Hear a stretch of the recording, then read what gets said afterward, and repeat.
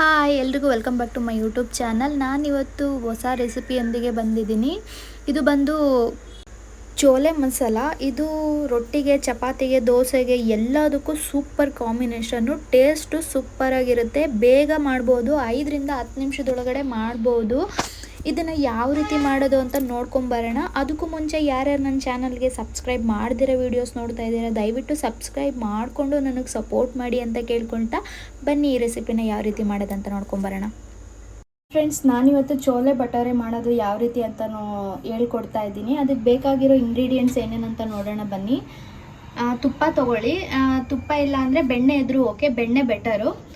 Jeera powder, sambar powder, ಖಾರ ಪುಡಿ, ಅರಿಶಿನ ಪುಡಿ, ಉಪ್ಪು ಮತ್ತು ಮಸಾಲೆದು ಪ್ಯಾಕೆಟ್ ತೊಗೊಂಡಿದ್ದೀನಿ. ಇದು ಅಂಗಡಿಯಲ್ಲಿ ಯಾವ ಬ್ರ್ಯಾಂಡ್ ಬೇಕಾದರೂ ತೊಗೊಳ್ಳಿ ನೀವು. ಇದು ಒಂದು ನೈಟು ನೆನೆಸಿಟ್ಟಿರೋದು. ನಾನಿವಾಗ ಕುಕ್ಕರಲ್ಲಿ ಒಂದು ವಿಷಲ್ ಬೇಯಿಸ್ಕೊಂಡಿದ್ದೀನಿ. ಈರುಳ್ಳಿ 1-2 ಕಟ್ ಮಾಡಿ ಇಟ್ಕೊಂಡಿದ್ದೀನಿ. ಟೊಮ್ಯಾಟೊ 2, ಹುಳಿ ಇರೋದಾದರೆ ಒಂದಾದರೆ ಸಾಕು. ಇದು ನಾರ್ಮಲ್ ಟೊಮೆಟೊ 2 ಕಟ್ ಮಾಡಿ ಇಟ್ಕೊಂಡಿದ್ದೀನಿ.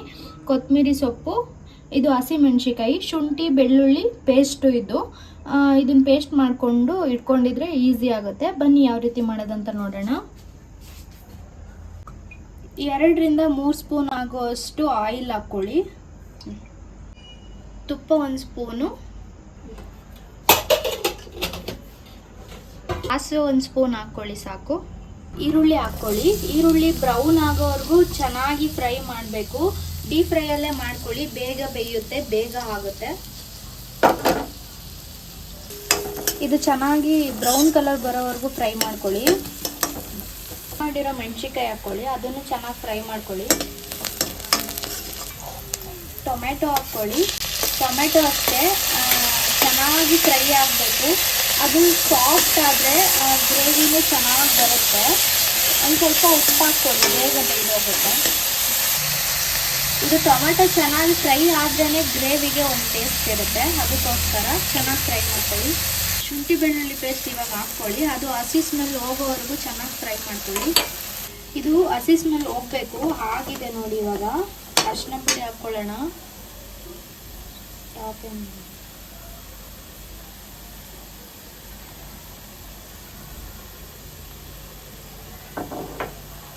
ಜೀರಾ ಪೌಡರ್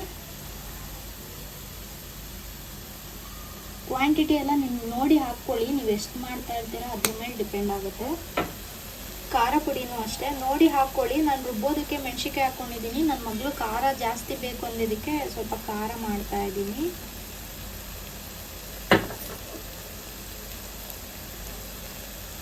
ಧನಿಯಾ ಪೌಡ್ರು ಎಲ್ಲದೂ ಅಷ್ಟೇ ಕ್ವಾಂಟಿಟಿ ನೀವು ಕರೆಕ್ಟಾಗಿ ಹಾಕ್ಕೋಬೇಕು. ಎಷ್ಟು ಮಾಡಿರ್ತೀರಾ ಅಷ್ಟಕ್ಕೆ ಕ್ವಾಂಟಿಟಿ ಕರೆಕ್ಟಾಗಿದ್ದರೆ ರೆಸಿಪಿ ಅಷ್ಟೇ ಚೆನ್ನಾಗಿ ಬರುತ್ತೆ, ಇಲ್ಲ ಅಂದರೆ ಅಷ್ಟು ಚೆನ್ನಾಗಿರಲ್ಲ.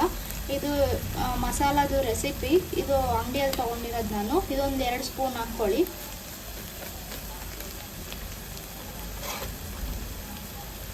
ಇವಾಗ ಇದು ಚೆನ್ನಾಗಿ ಮಿಕ್ಸ್ ಮಾಡ್ಕೊಳ್ಳಿ.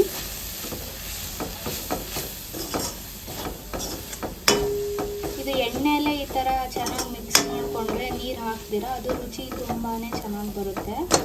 ಇವಾಗ ಅದು ಬೇಯಿಸಿರೋ ಕಾಳು ಹಾಕ್ಕೊಳ್ಳೋಣ. ನೀರು ಎಲ್ಲ ನೋಡಿ ಹಾಕ್ಕೊಳ್ಳಿ, ಕ್ವಾಂಟಿಟಿ ಎಲ್ಲ ಎಷ್ಟು ಬೇಕು ಅಷ್ಟು. ಗ್ರೇವಿ ಜಾಸ್ತಿ ತೆಳು ಇದ್ರೂ ಚೆನ್ನಾಗಿ ಬರಲ್ಲ, ಗಟ್ಟಿನೇ ಇರಬೇಕು. ನಾನಿದು ಮನೆಯವ್ರಿಗೆ ಎಲ್ರಿಗೂ ಮಾಡ್ತಾ ಇದ್ದೀನಿ, ಅದಕ್ಕೆ ಎಷ್ಟು ಕಾಳು ಹಾಕ್ಕೊಂಡಿದ್ದೀನಿ. ಘಮ ಘಮ ಅಂತ ಇದೆ ಸ್ಮೆಲ್ ಮಾತ್ರ. ಮಕ್ಕಳಿಗೆಲ್ಲ ಇಷ್ಟ ಆಗುತ್ತೆ. ಬೇಗ ಒಂದು 5 ಮಿನಿಟ್ಸ್ಗೆಲ್ಲ ರೆಡಿ ಆಗಿಬಿಡುತ್ತೆ. 5 to 10 ಮಿನಿಟ್ಸ್ಗೆ ಕಾಳು ಒಂದು ಬೇಯಿಸಿ ಇಟ್ಕೊಂಡಿದ್ರೆ ಅರ್ಜೆಂಟಿಗೆ ಇದನ್ನು ಮಾಡ್ಕೊಬೋದು. ಪೂರಿಗೆ, ಚಪಾತಿಗೆ, ರೊಟ್ಟಿಗೆ, ದೋಸೆಗೆ ಎಲ್ಲದಕ್ಕೂ ಅಷ್ಟೇ ತುಂಬಾ ಚೆನ್ನಾಗಿರುತ್ತೆ. ಇದೊಂದು 10 ನಿಮಿಷ ಬಾಯ್ಲ್ ಆಗಲಿ. ಕಡಲೆ ಹಿಟ್ಟು 1 ಸ್ಪೂನ್ ಹಾಕ್ಕೊಂಡು ಮಿಕ್ಸ್ ಮಾಡ್ಕೊತಾ ಇದ್ದೀನಿ. ಏನಕ್ಕೆ ಅಂದರೆ ಗ್ರೇವಿ ಸ್ವಲ್ಪ ಥಿಕ್ನೆಸ್ ಆಗಿ ಬರುತ್ತೆ. ಹಂಗಾಗಿ ನಾವು ಮಸಾಲೆ ಎಲ್ಲ ಏನು ಹಾಕ್ಕೊಂಡು ರುಬ್ಬಿ ಹಾಕ್ಕೊಂಡಿಲ್ಲ ಅಲ್ವಾ, ಬೇಗ ಆಗಲಿ ಅಂದ್ಬಿಟ್ಟು ಮಾಡ್ತಾ ಇರೋದು. ಇದು ಕಡಲೆ ಹಿಟ್ಟು ಹಾಕೋದ್ರಿಂದ ಅದು ರುಚಿ ಬೇರೆ ಥರನೇ ಇರುತ್ತೆ. ತುಂಬಾ ಇಷ್ಟ ಆಗುತ್ತೆ ಮಕ್ಳುಗಳಿಗೆ, ಸಣ್ಣವರಿಗೆ, ದೊಡ್ಡವರಿಗೆ, ಎಲ್ರಿಗೂ ಅಷ್ಟೇ. ಇದು ಹಾಕ್ಕೊಳ್ಳಿ. ಇದೊಂದು ನಾನು ಎಕ್ಸ್ಟ್ರಾ ಆ್ಯಡ್ ಮಾಡ್ತಾ ಇದ್ದೀನಿ. ಹಾಕ್ಕೊಂಡು ಟ್ರೈ ಮಾಡಿ ನನಗೆ ಕಮೆಂಟ್ ಮಾಡಿ ಹೇಳಿ ಯಾವ ರೀತಿ ಬಂದಿದೆ ಅಂದ್ಬಿಟ್ಟು. ಕಡಲೆ ಹಿಟ್ಟು ನೀರು ಹಾಕ್ಕೊಳ್ತಾ ಇದ್ದೀನಿ ನಾನು. ಇದು ಚೆನ್ನಾಗಿ ಕುದೀತಾ ಇದೆ ನೋಡಿ. ಒಂದು 10 ನಿಮಿಷ ಕುದಿಸ್ಕೊಂಡ್ರೆ ಇದು ಗ್ರೇವಿ ಗಟ್ಟಿ ಆಗುತ್ತೆ. ಸ್ವಲ್ಪ ಕೊತ್ತಂಬರಿ ಸೊಪ್ಪು ಹಾಕ್ಕೊಳ್ಳಿ. ಇದು ಬೇಯ್ತಿರ್ಬೇಕಾದ್ರೆ ಒಂದು ಸ್ವಲ್ಪ ಹಾಕ್ಕೊಳ್ಳಿ. ಬೆಂದಾದಮೇಲೆ ಸ್ವಲ್ಪ ಹಾಕ್ಕೊಳ್ಳಿ, ನಿಮಗೆ ಡೆಕೋರೇಷನ್ಗೂ ಯೂಸ್ ಆಗುತ್ತೆ. ಅದು ಸ್ಮೆಲ್ಲೂ ಚೆನ್ನಾಗಿ ಬರುತ್ತೆ ಆಮೇಲೆ ಹಾಕ್ಕೊಂಡ್ರೆ. ಇವಾಗ ಹಾಕ್ಕೊಂಡ್ರೆ ಬೆಂದೋಗ್ಬಿಡುತ್ತೆ ಅಲ್ವಾ, ಅಷ್ಟು ಫ್ಲೇವರ್ ಇರಲ್ಲ. ಒಂದು 5 ನಿಮಿಷ ಇದು ಬೆಂದೋಗ್ಬಿಟ್ರೆ ಸಾಕು. ಕಾಳು ಬೇಯಿಸಿ ಹಾಕಿರೋದಲ್ವ, ಹಾಗಾಗಿ ಬೇಗ ಆಗಿಬಿಡುತ್ತೆ. ನಿಮ್ಗೆ ಇದ್ರ ಕಾಂಬಿನೇಷನ್ ಯಾವ್ದು ಬೇಕು ಅದನ್ನು ಮಾಡ್ಕೊಬೋದು. ತುಂಬ ಈಸಿ ರೆಸಿಪಿ, ಡಿಫ್ರೆಂಟಾಗಿದೆ. ಮಸಾಲೆ ಏನು ರುಬ್ದಿರನೇ ಮಾಡ್ತಾ ಇರೋದು. ನೋಡಿ ಕಲರ್ ನೋಡೋದಕ್ಕೆ ಎಷ್ಟು ಚೆನ್ನಾಗಿ ಬಂದಿದೆ ಅಲ್ಲ.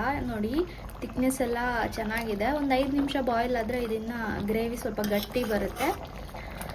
ಓಕೆ, ರೆಡಿ ಆಗಿದೆ. ನಾನೊಂದು ಬೌಲಲ್ಲಿ ಸರ್ವ್ ಮಾಡಿ ಟೇಸ್ಟ್ ಮಾಡಿ ನಿಮಗೆ ಹೇಳ್ತೀನಿ ಯಾವ ರೀತಿ ಇದೆ ಅಂದ್ಬಿಟ್ಟು. ಬನ್ನಿ ಸರ್ವ್ ಮಾಡ್ಕೊಳ್ಳೋಣ.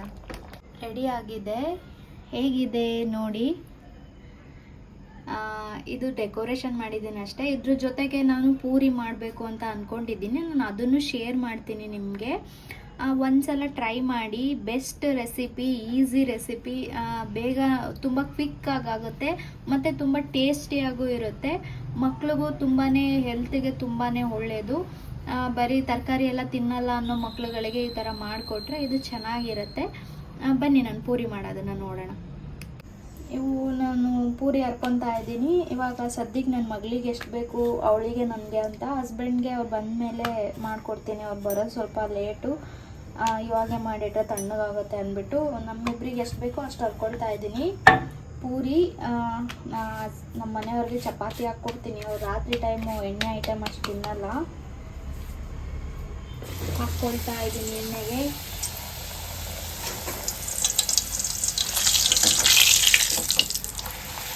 ಎಣ್ಣೆ ಬಿಸಿ ಮಾಡೋಕ್ಕೆ ಎತ್ಬಿಟ್ಟಿದೆ, ಚೆನ್ನಾಗಿ ಬಿಸಿ ಆಗಿಬಿಟ್ಟಿದೆ. ಜಾಸ್ತಿ ರೋಸ್ಟ್ ಮಾಡ್ಕೊಂಬಿಡಿ, ಚೆನ್ನಾಗಿರಲ್ಲ ಅಷ್ಟು.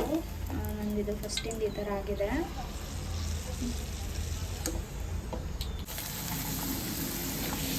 ಬಿಸಿ ಬಿಸಿ ಮಾಡ್ಕೊತೀನಿ. ಆದಷ್ಟು ಆರೋಗ್ಯಕ್ಕೆ ತುಂಬಾ ಒಳ್ಳೆಯದು. ಬಿಸಿ ಬಿಸಿ ತಿಂದರೆ ಅದು ಸ್ವಲ್ಪ ತಿನ್ನೋದಕ್ಕೂ ಚೆನ್ನಾಗಿರುತ್ತೆ, ಇಷ್ಟನೂ ಆಗುತ್ತೆ. 1-2 ಬುಕ್ಕು 3 ಬುಕ್ಕು ಆ ಥರ ಜಾಸ್ತಿನೂ ತಿಂತೀವಿ. ನೋಡಿ ಪೂರಿ ಎಷ್ಟು ಚೆನ್ನಾಗಿ ಬಂದಿದೆ. ನಾನು ಇದಕ್ಕೊಂದು 1 ಸ್ಪೂನಷ್ಟು ಕಡಲೆ ಹಿಟ್ಟು ಹಾಕ್ಕೊಂಡು ಒಂದು ಅರ್ಧ ಸ್ಪೂನಷ್ಟು ಎಳ್ಳು ಹಾಕ್ಕೊಂಡಿದ್ದೀನಿ. ಅದು ಕ್ರಿಸ್ಪಿಯಾಗಿ ಚೆನ್ನಾಗಿ ಬರುತ್ತೆ ಪೂರಿ, ತಿನ್ನೋದಕ್ಕೂ ಚೆನ್ನಾಗಿರುತ್ತೆ. ಆ ಎಳ್ಳು ಬಾಯಿಗೆ ಸಿಗ್ತಾ ಇದ್ದರೆ ಅದು ಟೇಸ್ಟು ಬೇರೆ ಥರನೇ ಇರುತ್ತೆ. ಈ ಥರ ಮಾಡ್ಕೊಳ್ಳಿ ಪೂರಿನ. ಪೂರಿಗೆ ಕಡಲೆ ಹಿಟ್ಟು 1 ಸ್ಪೂನ್ ಹಾಕ್ಕೊಂಡು ಕಲಿಸ್ಕೊಂಡು ಮಾಡಿ ನೋಡಿ, ಅದು ಚೆನ್ನಾಗಿ ಬರುತ್ತೆ ಟೇಸ್ಟು. ಈ ಥರ ಆದರೆ ಸಾಕು, ಜಾಸ್ತಿ ರೋಸ್ಟ್ ಆದರೆ ಚೆನ್ನಾಗಿರಲ್ಲ. ಅಂದರೆ ಗರಿ ಗರಿ ಬೇಕು ಅನ್ನೋರು ಜಾಸ್ತಿ ರೋಸ್ಟ್ ಮಾಡ್ಕೊಬೋದು.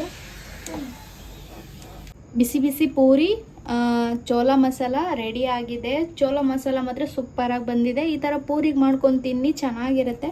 ನನ್ನ ಮಗಳು ತಿನ್ನೋದಕ್ಕೆ ವೆಯ್ಟ್ ಮಾಡ್ಕೊಂಡಿದ್ದಾಳೆ. ವಿಡಿಯೋ ಮಾಡ್ತಾ ಇದ್ದೀನಿ ಅಂದ್ಕೊಂಡು ಇದು ಮಾಡ್ತಾ ಇದ್ದಾಳೆ. ಓಕೆ, ಅವಳಿಗೆ ಕೊಡ್ತೀನಿ. ನಾನು ತಿನ್ನಬೇಕು ಅಂತ ತುಂಬ ಆಸೆ ಆಗ್ತಿದೆ. ಓಕೆ ಗೈಸ್, ನಾನು ನೆಕ್ಸ್ಟ್ ವ್ಲಾಗಲ್ಲಿ ಸಿಗ್ತೀನಿ. ಇವತ್ತು ನಾನು ಬರೀ ಅಡುಗೆ ಮಾಡಿರೋದು ರೆಸಿಪಿನ ಶೇರ್ ಮಾಡಿದ್ದೀನಿ ಅಷ್ಟೇ. ಇದು ಜಾಸ್ತಿ ಲೈಕ್ ಮಾಡಿ ಸಪೋರ್ಟ್ ಮಾಡಿದ್ರೆ ನಾನು ಈ ಥರನೇ ವಿಡಿಯೋ ಮಾಡೋದಕ್ಕೆ ಅನುಕೂಲ ಆಗುತ್ತೆ. ಬಾಯ್, ಟೇಕ್ ಕೇರ್.